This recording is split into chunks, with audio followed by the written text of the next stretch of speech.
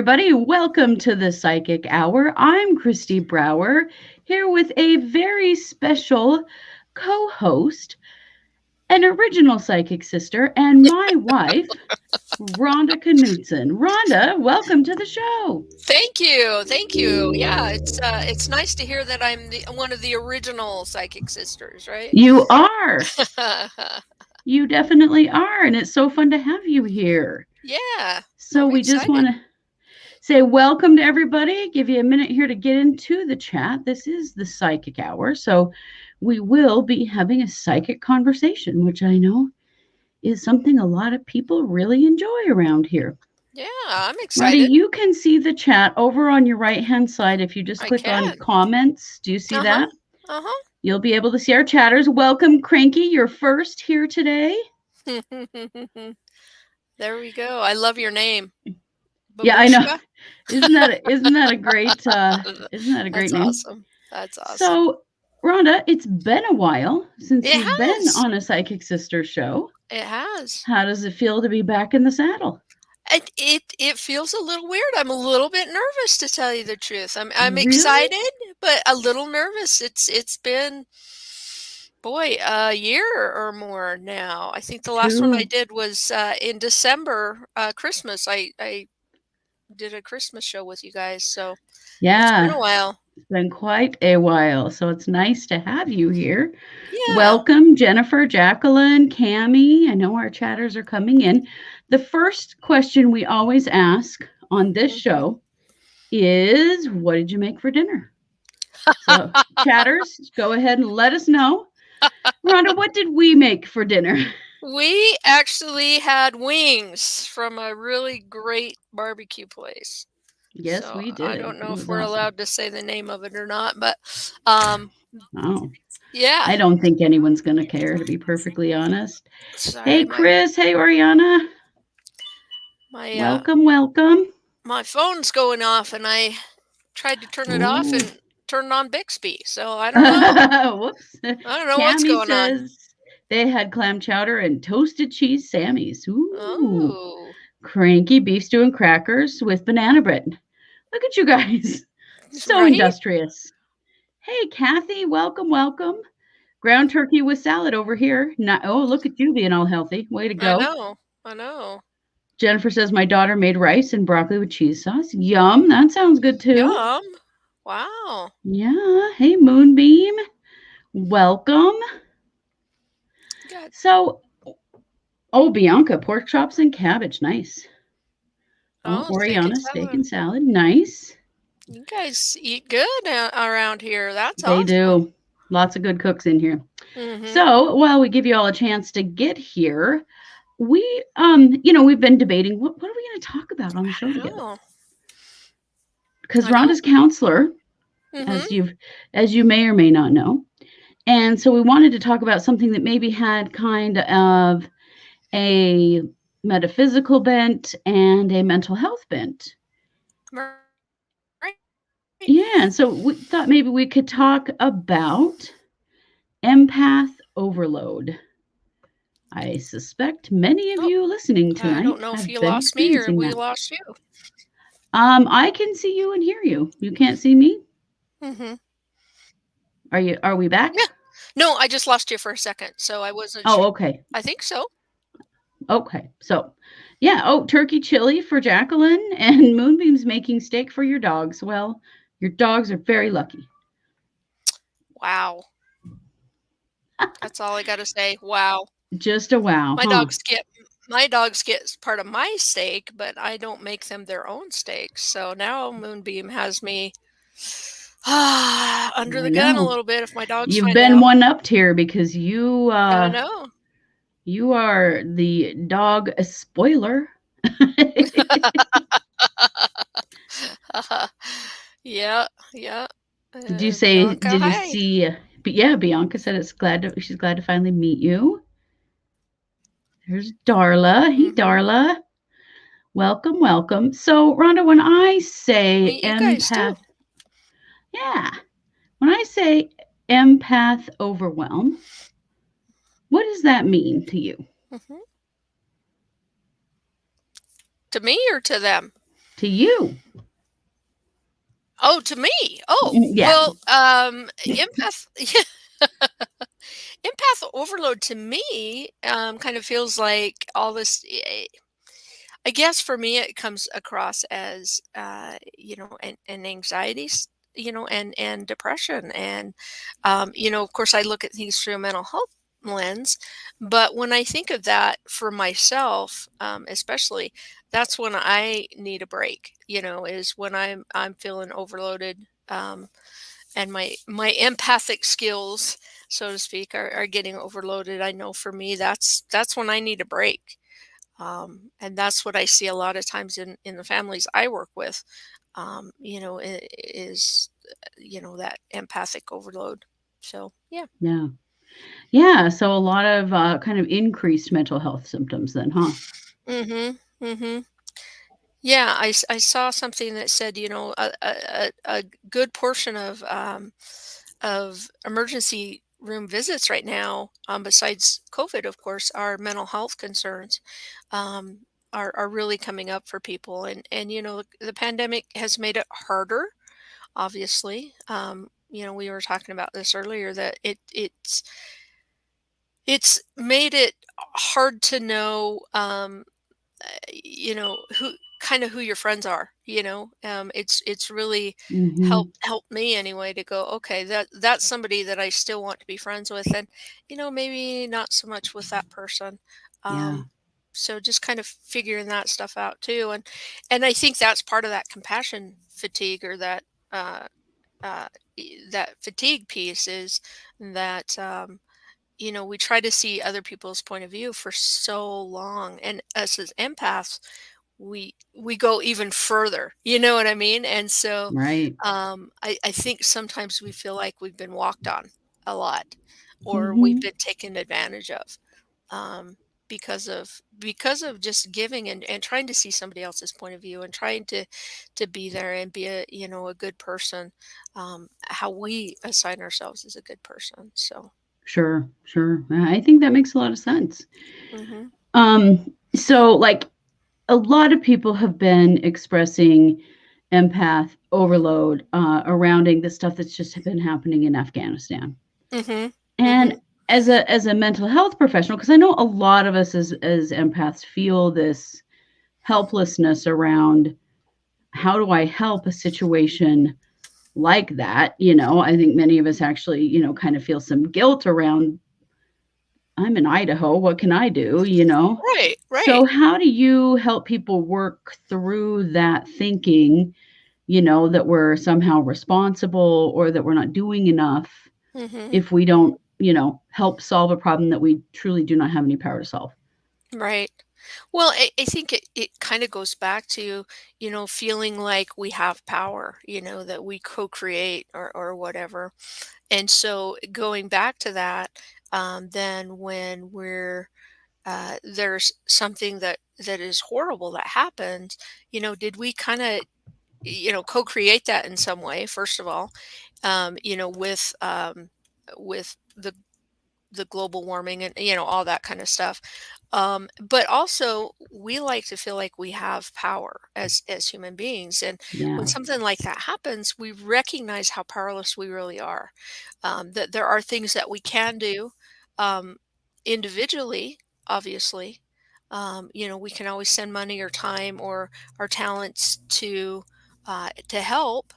Um, but as far as, I know what you mean about that kind of feeling guilty, like, I've got it pretty good right here, and and what can I do to help support others, and recognize that the others are in such a horrible place, and how Right. can I help? Yeah. Yeah. What do we so what can we do? What do you think we can do? Well, like I said before, we can send money, we can send, our time or talents, depending on, if that's something that would be beneficial, um, or wanted or needed. Um, The other thing I think we can do is you always hear "you're in my thoughts and prayers," and it kind of feels like, oh, it's just kind of a blow off kind of thing. But I think that actually does make a huge difference. when we think about somebody, when we send energy to that person or that situation, it does change things. And especially when a lot of us get together and send energy, or thoughts or prayers or however you do it, meditations, things like that. I believe personally that it does make a difference. That Mhm. it does send some some good energy that way, as far as maybe to the right people, the right, uh, you know, uh, I don't know what they have, but their government, sending that energy to the government to help them, sending it to the people in particular to help Mhm. them, um, to our government to do what we can, and recognize that we can't solve it individually, but we can definitely make it better, uh, collectively. Yeah, yeah, absolutely. Well, and, thoughts and prayers, when it's said glibly, doesn't mean Mhm, anything, but when you put some energy behind it, you send love from your heart. If you do energy healing, of any form, or you pray or whatever, if you mhm. put some intention behind it, then it's a little bit different deal, isn't it? Right. Yeah, absolutely. Absolutely. Because yeah, it's gotten kind of glib to say, "Oh, you're in my thoughts and prayers," or "I'm thinking about Mhm. you," or, "This horrible tragedy and you're in my thoughts." Well, yeah, but what I'm saying is that heart too. You're not just in my thoughts, you're in my chakras, so to speak, I'm Yeah, using my energy to send you energy and intention and love and peace and harmony and whatever you need at this moment. That's what I'm trying to send. yeah, exactly. Like Cranky said, I just donated to a charity that helps Mhm. refugees, and that helped. Mhm. Bianca says, I get what you mean. Usually I'm very vocal about civil or human rights, but occasionally I just get tired. But I will donate and Mhm. sign petitions. Voting, even locally, is very important. It is. It's Yeah. all really important. And I think that one of the things that happens, I know because it happens to me and I've seen it happen to other people, and chime in here as you are, recognizing yourselves as empaths and and feeling this stuff, that there are times when just the collective energy gets heavy and becomes kind of a weight, Mhm. and you sort of get flattened. You get sick, you feel like you're sick, you get a migraine, you get super tired. Something happens that just kind of puts you down because that collective energy gets so heavy. Mhm. And I know that that is something I struggle with a lot, is that I feel that, um, and then it just kind of knocks me down. Mhm. Yeah. And I think we need to recognize that, for me, I always feel guilty when I'm sick, or I'm, not going to work or not doing something I need to do. And I've recognized a lot through Kristi's help that, I really need to honor that. That's my body, that's my energy, that's me saying, okay, you've done enough. You need a break. Yeah. You need to do something for yourself. And a lot of times for me, that's just, taking a nap or sleeping or, just puzzling, doing something I want to do, not because somebody is telling me you got to do this and you got to do this. And I notice for me, and I don't know if it's the same for you guys, but the more I get on my list of things to do, um, the more that happens. And so I have to figure out a way to cut down my list, so to speak, to make it Hmm. manageable every day. Yeah. Yeah. Absolutely. Absolutely. Jennifer says, oh, that she could use some good vibes. She has an MRI tomorrow, hoping the Mhm. images show what's wrong with my back. So Mm, let's just take a moment and everybody send some love from your heart. Or if you practice a modality, let's just send a little energy to Jennifer, yeah. that she's going to get some answers out of this MRI. Because boy, do Yeah. I know how frustrating it is to go through the trouble of getting an MRI and not get an answer. Mhm. So let's just send some good intentions Jennifer's way, that Yeah. she's going to get the answers that she needs. Yeah. Yeah. Cranky says, take breaks from Facebook and news on YouTube. It's really an energy zap. It so is. It I've so actually is. stopped watching news. I used to watch it every night, um, and before bed, and I seriously have had to stop watching the news. And um, that being said, I do tend to get my news from Facebook and some of those places, but I You got to do watch that. I also do tend to check that out and make sure that it's true. It's not just somebody's opinion that they're sending off as truth. But I Right. agree. A friend of mine and I were talking about Facebook and about how hard it is to get away from all the stuff on there, all the heavy stuff. Yeah. I'll scroll through and find a positive meaning or something like that, and that makes it worth it, and that's when I shut it down. But I'll scroll through a ton of stuff before I get there. Right. Right. It's true. And we do have to really watch that because it's true, Cranky. It is such an energy zapper. It is. And it is for our kids, and I think that's something that we need to recognize as parents is, our kids get really caught up in that, and especially with the pandemic and summer, and now they're going back to school, some of them, and some of them aren't. And our kids get overloaded with that kind of stuff too, and especially if they're empaths, Yeah. and it's hard for them also. Yeah. Absolutely. Absolutely true. Paula says, for too many people saying you're in my thoughts and prayers is a way to avoid actually doing something. Right. That's Right. I usually say something else now because it is kind of a triggering statement. Mhm. Because yeah, it used to have a positive meaning behind it, and now it's like, I Mhm. don't really care about you. Well, I mean, not to be too personal, but you've lost both your parents and you've heard that before. Yeah. You've heard you're in my thoughts and prayers and it had no meaning at that point. Yeah. I mean, you're in my thoughts and prayers. Yeah, I'm going through something very horrible and you're thinking about me.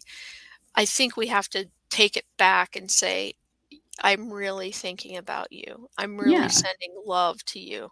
And maybe that's what we need to say is, instead of you're my thoughts and prayers, you're in my heart.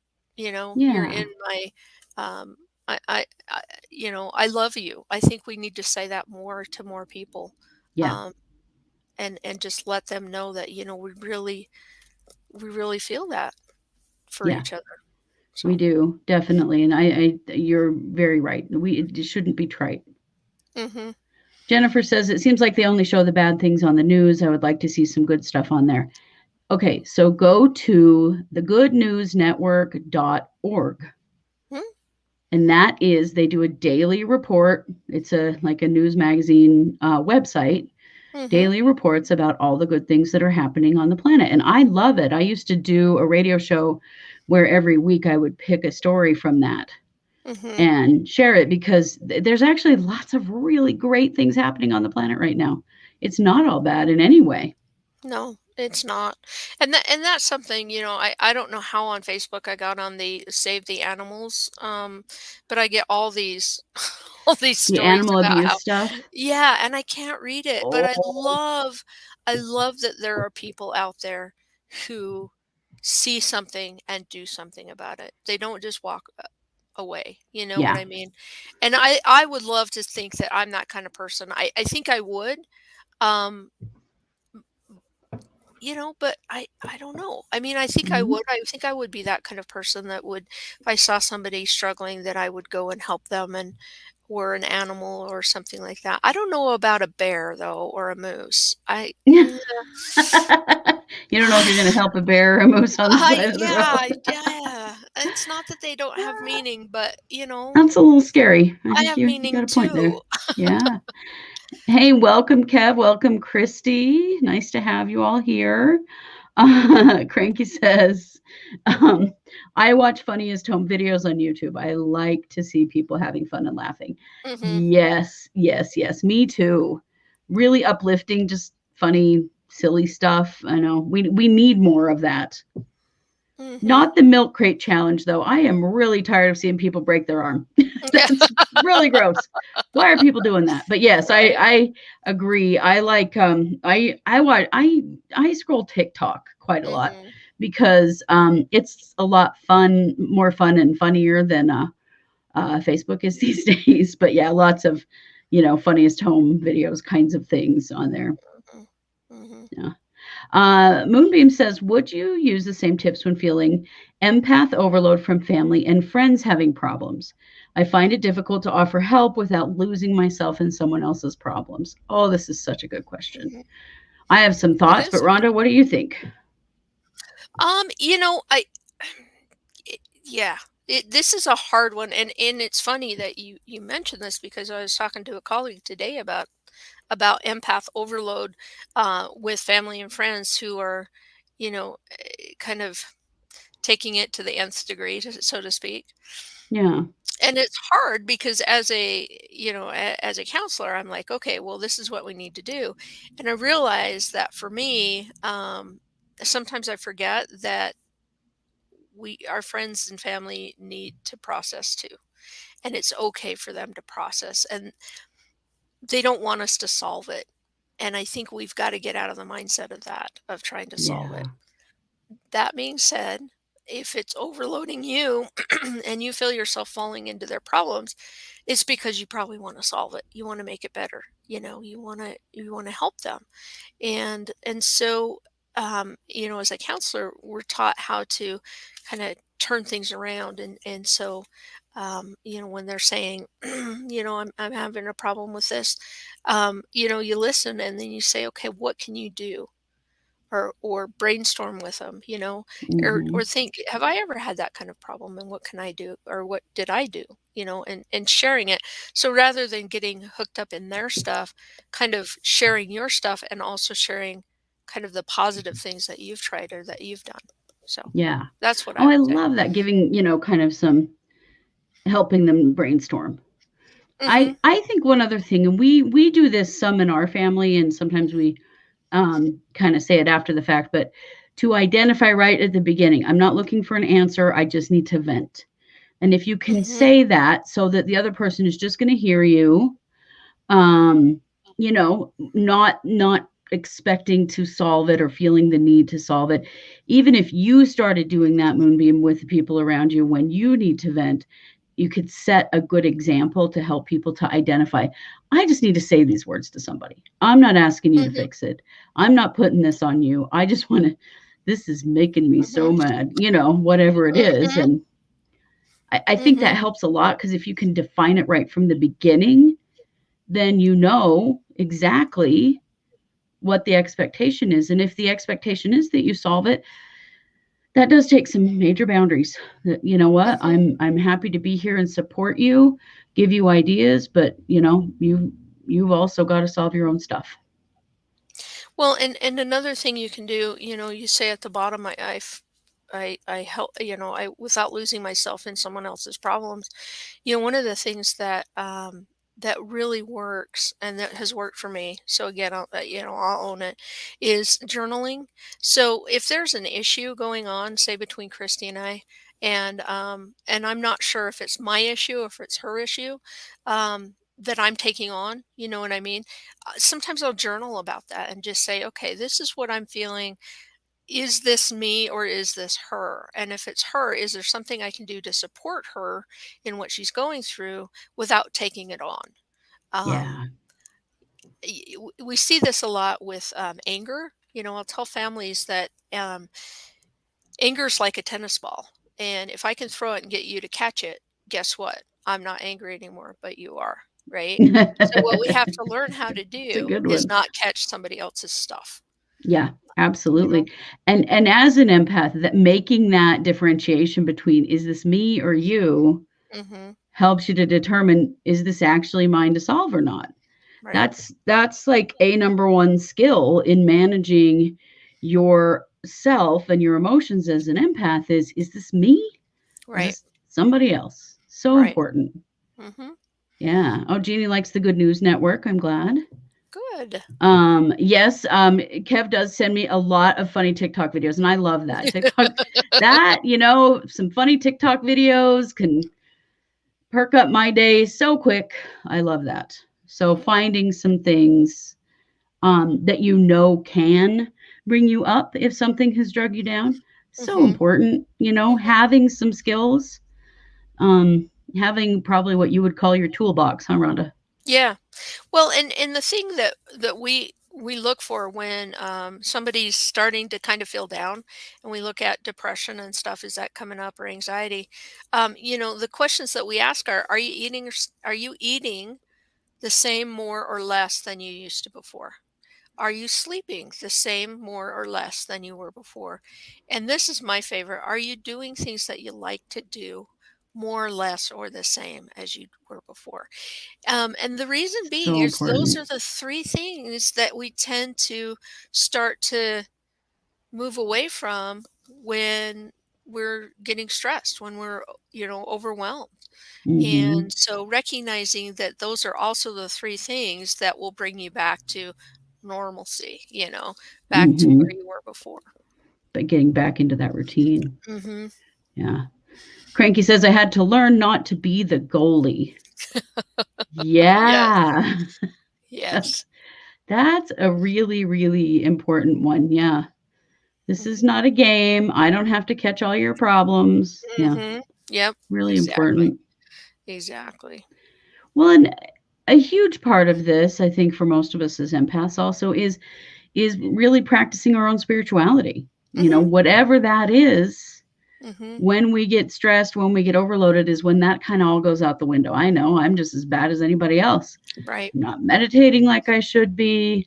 I'm not doing energy work on myself. I'm not using my crystals. I'm not, and then I'm like, what am I doing? Mhm. And so catching yourself and recognizing when do you need to, reinstigate your own spirituality when you're starting to feel empath overload is super important too. Mhm. Yeah, totally. I totally agree. Yeah. Oh, interesting. Paula says, my husband is an empath, and it used to frustrate me that I was the only person he couldn't read. A counselor pointed out that it was a good thing, or he would be overwhelmed with the 24/7 emotions. Right? That is Right. actually a good thing. It's okay for there to be a little space there. We Mhm. as empaths, we have a tendency to think that everybody feels everybody else's emotions like we all do, and it's actually not true.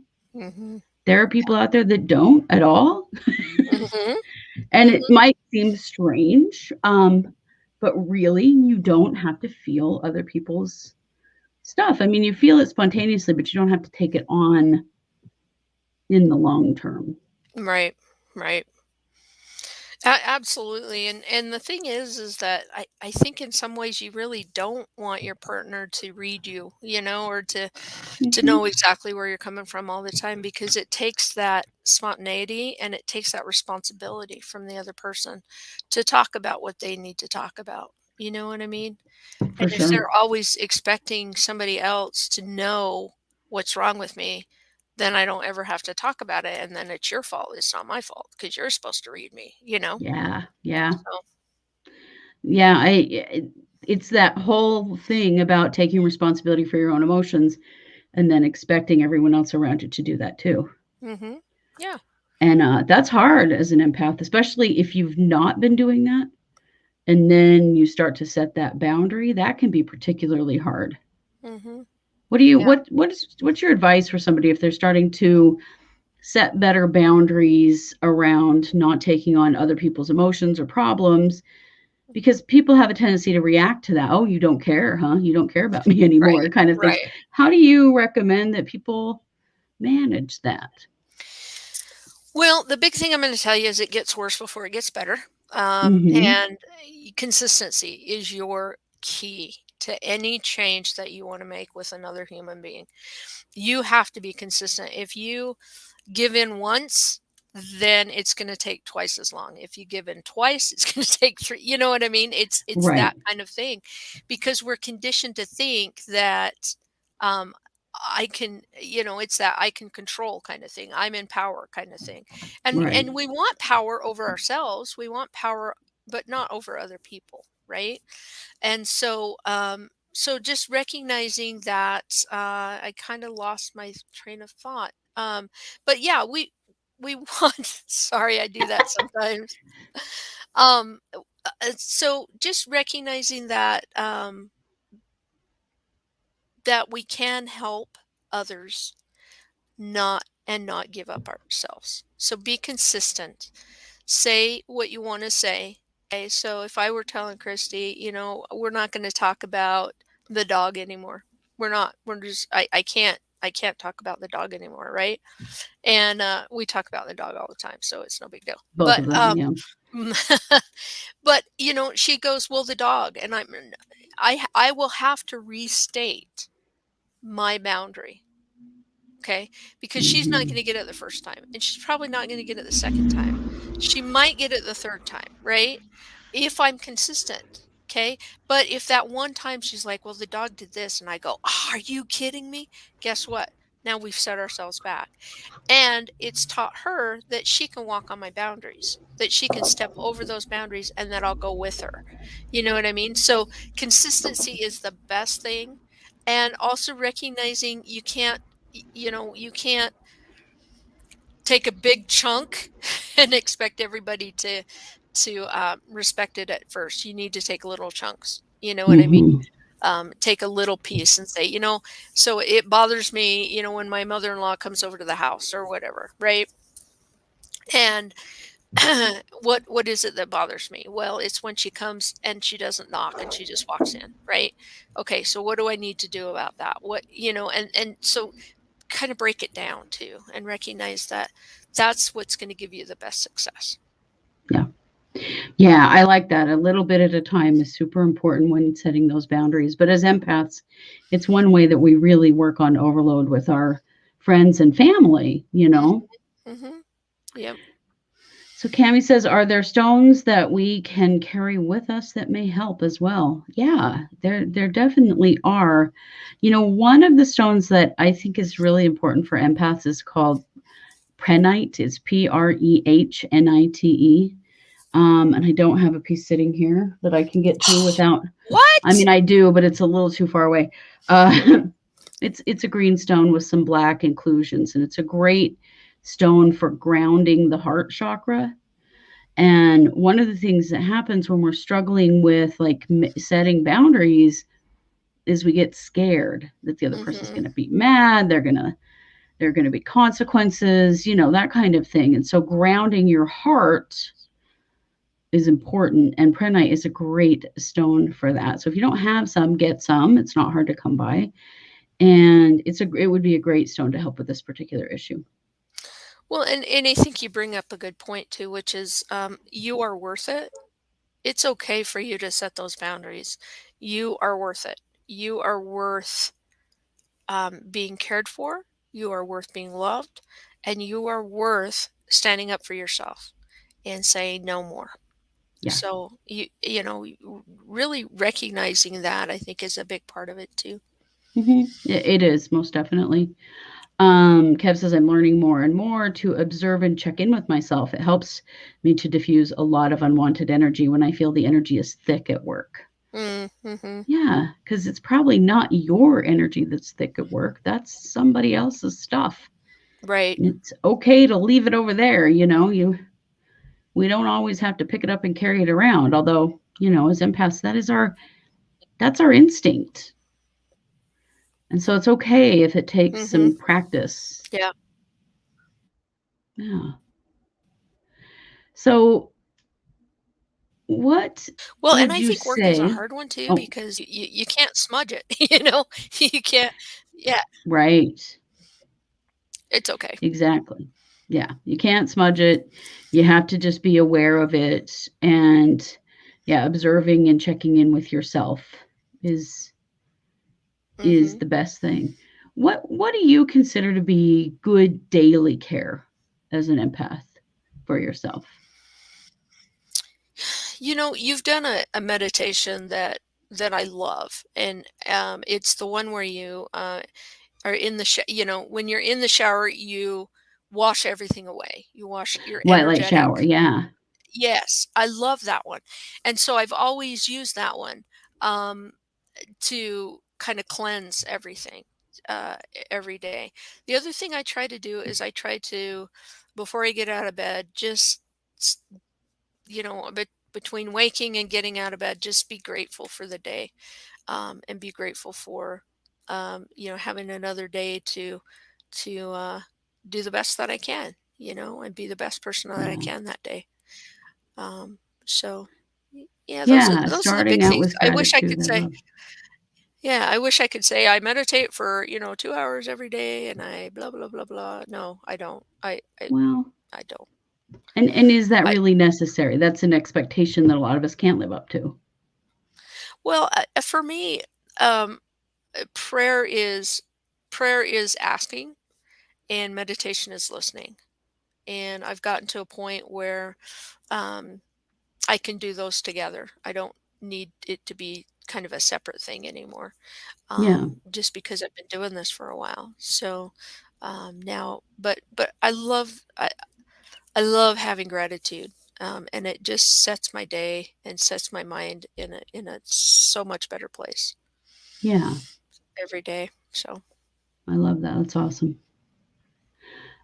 Welcome, JR. Glad you made it. I'm sorry to hear that your neighborhood has experienced some flooding. I'm assuming that means you may be near the hurricane.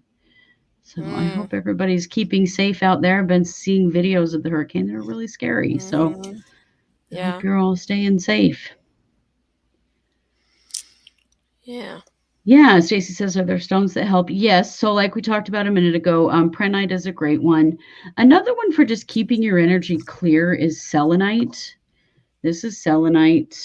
It's white or peach generally. Oh yeah, you've got your lamp. That's so cool. Uh-huh. Selenite's a great one to keep around your workspace, your bed, anywhere that you want to keep the energy really particularly clear. Selenite's a great stone for that. You can also carry it with you and use it like a worry stone. You can also get it in jewelry, but I particularly like it sitting around in spaces, in your workplace and stuff. Like I have this. Okay, I will admit I broke this. I'm so sad. See this? There's this part, there's this part. They used to be one. Oh. And then I knocked it off my desk and broke it. But I've always liked having little selenite towers and things around my workspace because I feel like it helps keep the energy clear. hmm Yeah. I I don't know if you can see it very well, but I have these bracelets that I wear that because for me it's hard to carry a stone sometimes, and so I like Hmm. to have these on. But I was just thinking I probably need to clear them. It's been a while, so Yeah, yeah, don't forget the hygiene of your stones. So yeah, that's important. Definitely, definitely. Kev says, what I am finding truly important for me is to check in with myself after waking up. How's my breathing? Where's my head at? To truly know how I am before leaving the house. Now, I might be calling Kristi by the end of the day sometimes, but hey, that's okay. That is right. okay. Knowing when you need help is a really important part of managing empath overload. Sometimes we need, Mhm. some assistance, Yeah, and that's okay. yeah. Stacy, I hate feeling. Oh, wait a minute. Cami, I am always grateful I wake up face up and not face down. Me too, Cami. Stacy says, I hate feeling the yuck of extra energy and that anxiety feeling. I feel it now. Yeah. Oh, Stacy. Yeah. I want to, why don't we just do clear your bubble as a group? Yeah. This is my favorite. Rhonda mentioned the white light shower. This is kind of an evolved version of the white light shower. And it's an exercise that I love that I feel like every empath should do every single day because it really helps us. So, Stacy, I think it will help you a lot. So, everybody, let's just do it together. So, just close your eyes and take a couple of deep breaths.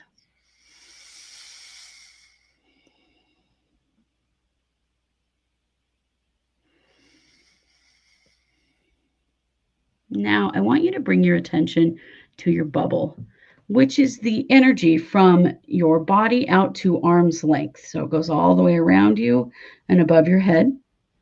This is your space. I call it your energy body because this is where your energy should be just you and clear and you're carrying only your own stuff here. It really is a space that should be just your own energy. It's your boundary between yourself and the rest of the world. Now, the thing for empaths is that this space becomes, rather than a boundary, more like a sponge. So you may notice in this bubble you have around you that there are some things floating around in here. You might see them as colors or words. You might just feel their presence. Doesn't matter how you perceive this energy here, but as Stacy said, she's feeling it now, and that just means you've got some energy floating around in that bubble that doesn't belong to you. So we need to clear your bubble. You pick up this energy from every interaction you have with other people if you are some kind of an empath. We just all do.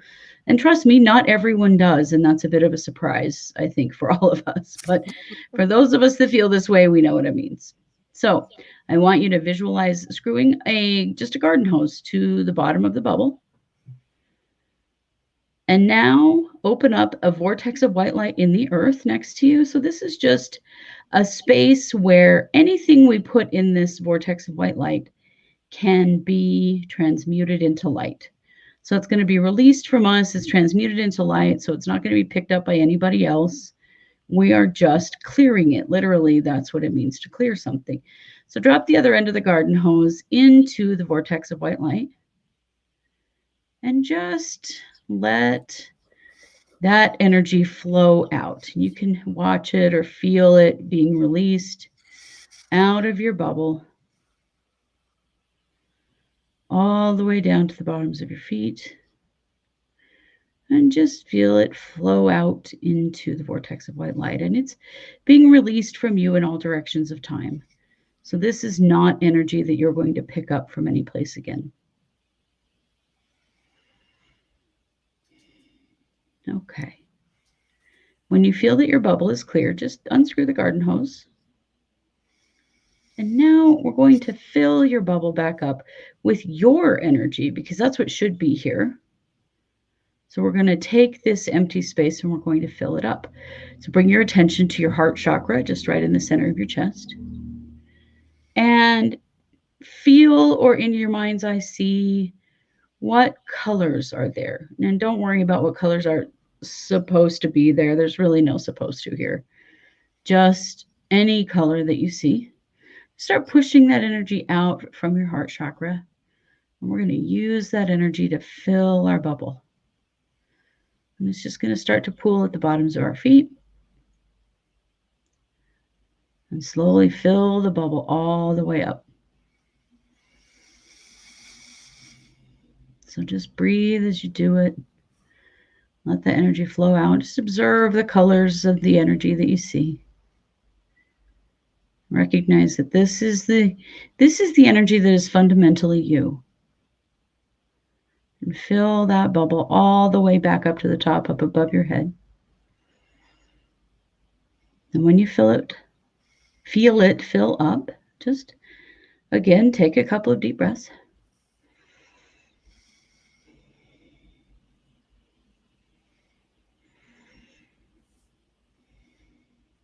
And open your eyes. Very good. Yeah, one of my favorites. Yeah, it is one of mine as well. And it is a great one for all empaths. You start feeling that energy, like Stacy said, that yucky extra energy and that feeling of anxiety. That's how to get rid of it. And you can do this every day. You can do this more than once a day. Hey, Shelby. Hey, Em, we're not taking questions today. We're actually talking about empath overload and how we're dealing with that. We have our very special guest, my wife and original psychic sister, Ronda is here with us tonight. So it's nice to have Ronda here. But yeah, that is an exercise that you can do every single day. Especially if you work with the public and if you work in some kind of a helping field, guess what, man? Yeah. You're filling up with all that stuff. And it's true. Yeah. And this is a really easy way to get rid of it. I've been talking with people a lot lately about being an empath. And one of the things, we look alike. Well, we've been together for 22 years. If that tells you anything, we are a lot alike at this point.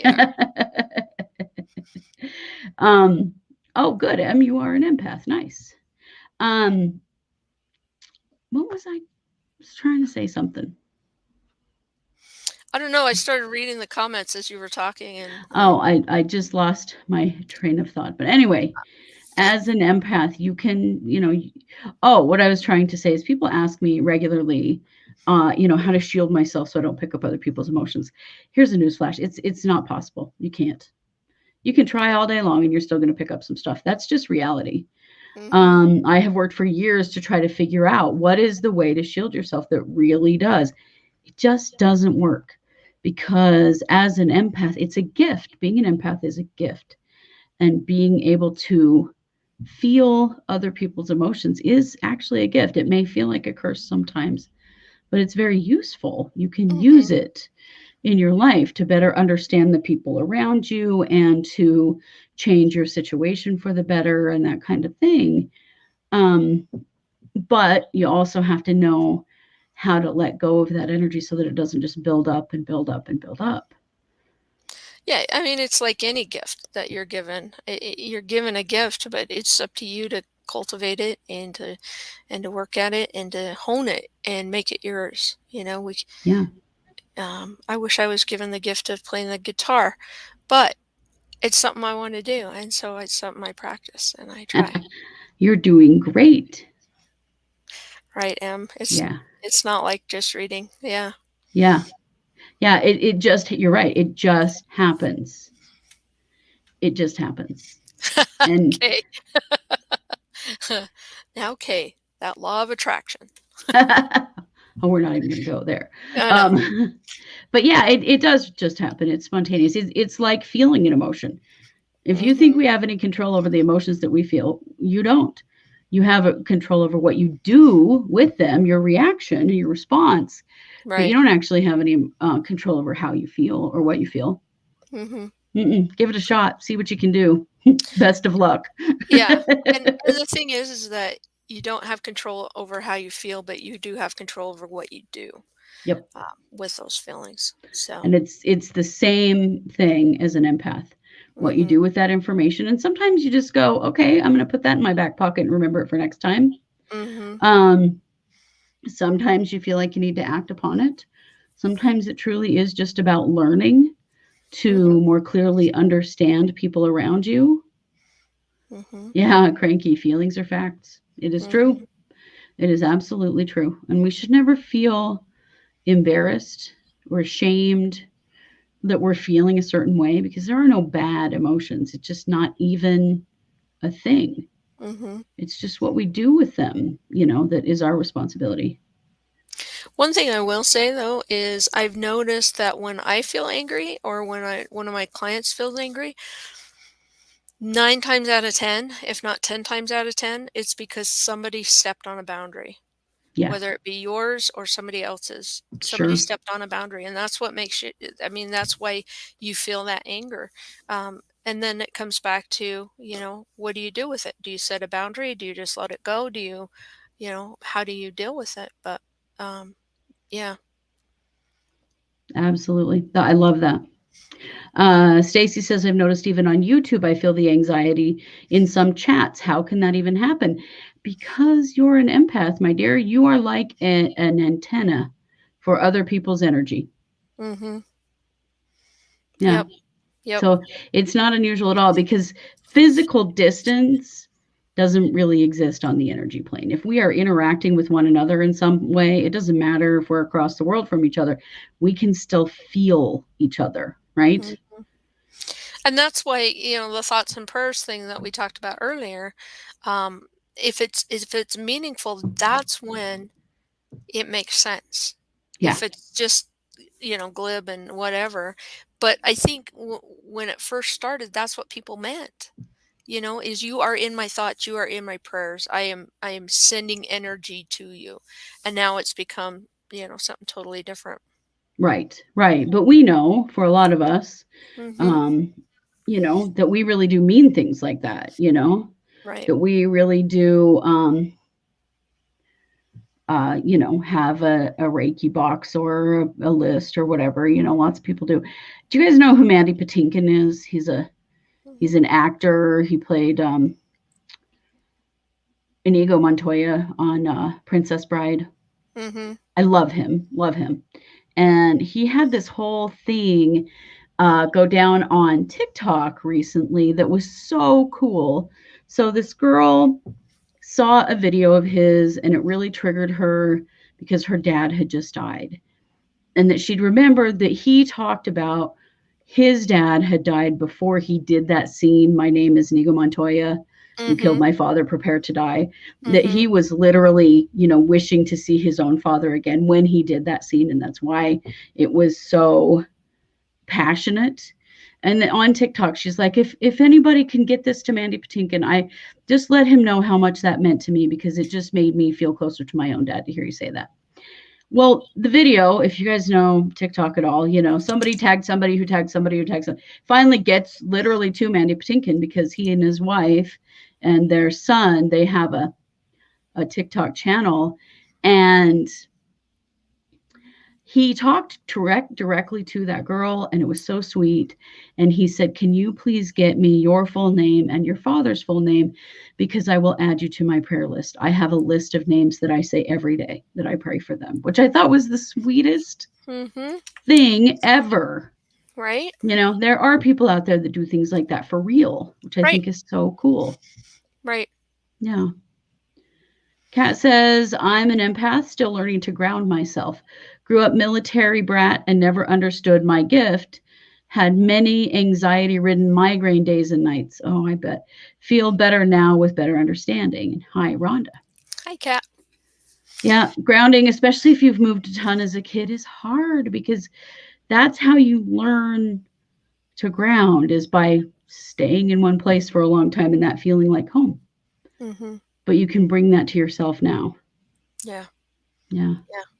And there's a Tammy lot. says, Oh, sorry. oh, There's I a was just lot going of to say, things you can to do for that too, the grounding stones and things like that, but also mm-hmm. my favorite is the red tree roots going down through your feet, and Yeah.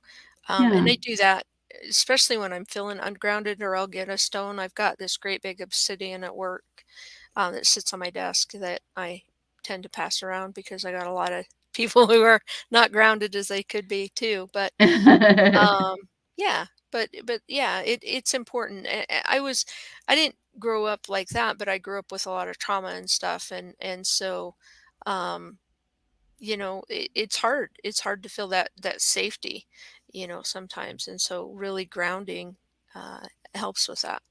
Yeah, it does. It absolutely does. Thank you for that. Hmm. Cami says, I saw that video from Mandy Patinkin and it brought tears to my eyes. Me too. It was so sweet. But I just love that there are very genuine people out there that do very much care. Hmm. It may seem like everything's gotten flippant and hateful, but it's not real. No. And that's part of it for all of us. I think we have to recognize. Oh, Lauren says, wow, I moved a fair amount as a child. So that makes total sense to me now as to why I feel so ungrounded all the time. Yes. So create that sense of home for yourself, Lauren, so that you can develop that sense of safety. It's really about safety. Hmm. Um, It is. so that you can be more grounded. Hmm. So creating that sense of safety for yourself, first inside of yourself, and then where you live is also really important. Yeah. Oh, good. Yeah, that's my Cats favorite using the one. tree roots. That's Yeah, my favorite one. it is mine too. I like to go out and sit under our elm tree too. We have a big elm tree in our backyard, and that Hmm. helps me too. I love that tree. Yep. It's a good one. It's a very good one. Well, we are almost out of time. Any last guidance, anything that comes up for our empaths who are feeling overload? What what's one last thing you want them to know? What I would say is you've got this. You got this. You were given a gift, and it is a gift, but it's a gift that you have to cultivate. You have to make work for you. And so recognizing that gift, if used if it gets filled up or like we talked about, it doesn't work for you as well. So again, knowing how to use your gift in a way that serves you. I love that. That's beautiful. Cami says, sometimes when I'm feeling overwhelmed, I remember what a friend said. Never give up 5 minutes before the miracle. It helps to calm me. It's so true. It's so true. We all have a tendency to do that, don't we? Mm-hmm. Well, I think also for empaths to be kind to yourselves. Mm-hmm. Being an empath on this planet, I think at any time is a hard thing. Mm-hmm. And, we're all doing the best that we can, and we're working to learn and understand and have better control over it, and to understand how to use it in our lives. And sometimes we screw up, Mm-hmm. and we cross a boundary, and then we have to fix it. And you know what? That's okay. Right. It's okay. But I think that empaths can be incredibly hard on themselves because we tend to feel what other people feel. And so then we think that everything is our fault or we're responsible for everything. And it's not true. And you're all doing a fantastic job. Absolutely. Absolutely. I read somewhere, and I think this is my favorite quote or saying is, you're not here to learn, you're not here to teach, you're not here to grow, you're here to be the best person that you can be. And you define who that is. Yeah, we sure do. Very good. Well, it's been nice thank to you. meet you guys too. Thank you. Yeah, so nice to have awesome. Rhonda here. We're going to do another show together for next week. It's going to be really fun, very different from this one. So it's one of my favorite topics. I'm just going to throw that out there. Yeah, it might have something to do with someone that has large feet. I'm just saying. Well, it's not LeBron James. No, it is not. All right. Well, thank you all very much for being here. We really appreciate it. Don't forget to check out all of our cases this week. And of course, I did do a live earlier today talking about the 48 Hours episode with the interview with Chad Daybell's kids. If you haven't watched that, check it out because it was a humdinger. I think I titled it Shell Shocked. So be warned. So check that out. We will be back on Monday with another awesome case. And as always, we are True Crime Paranormal with the Psychic Sisters. Thanks for being here. Thank you.